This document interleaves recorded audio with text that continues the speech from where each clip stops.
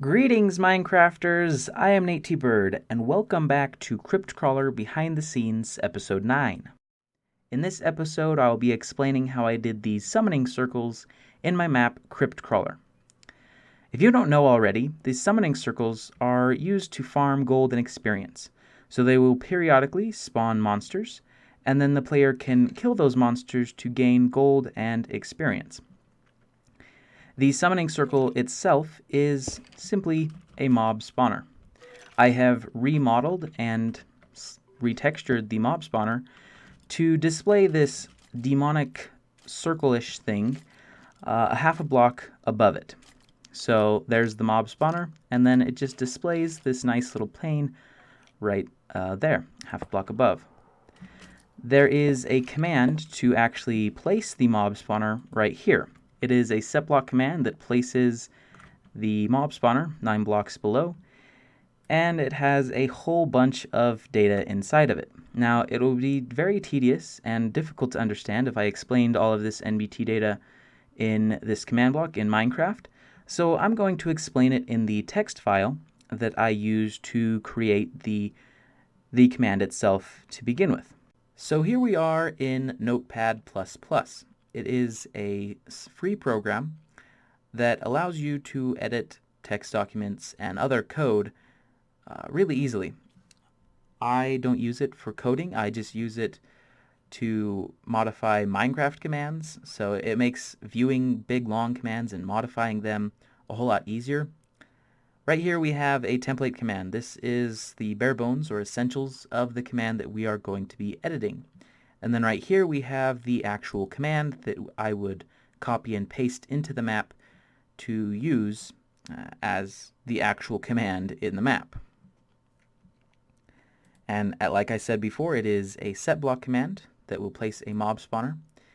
And right here we have the NBT data of the mob spawner itself. So this is what it's going to be spawning, essentially. So the entity ID tag right here, this is the type of spawner that it is. So it's a skeleton spawner.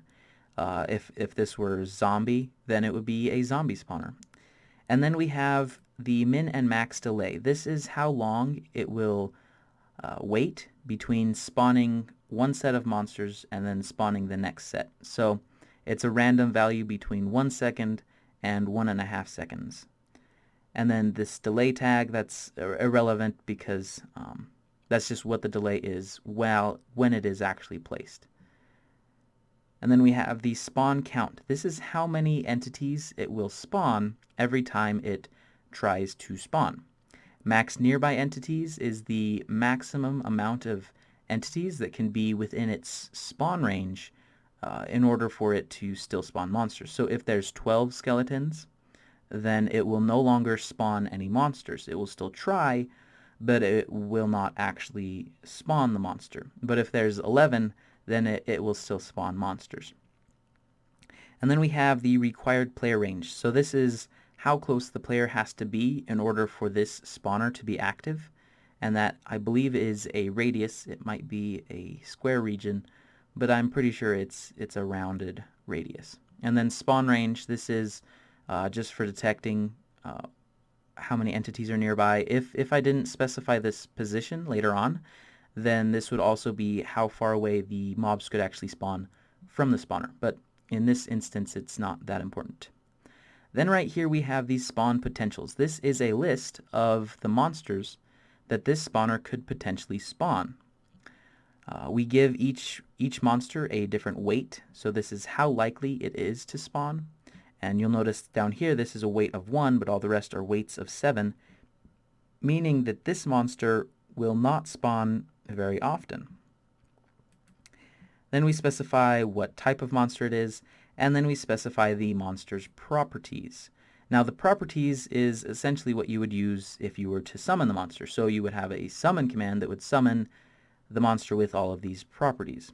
So you could almost just copy and paste all of this information between these brackets and put that into a summon command and it would work.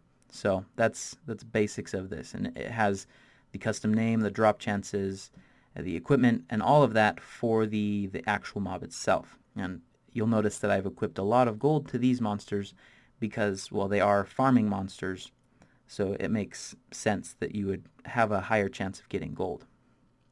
And then each one of these is just a different weapon. So this is a skeleton that has a knife, this one has a sharp knife, and this one has a club and dual scythe. So I just wanted to add some variety to the monsters that spawn, so that's how I did it.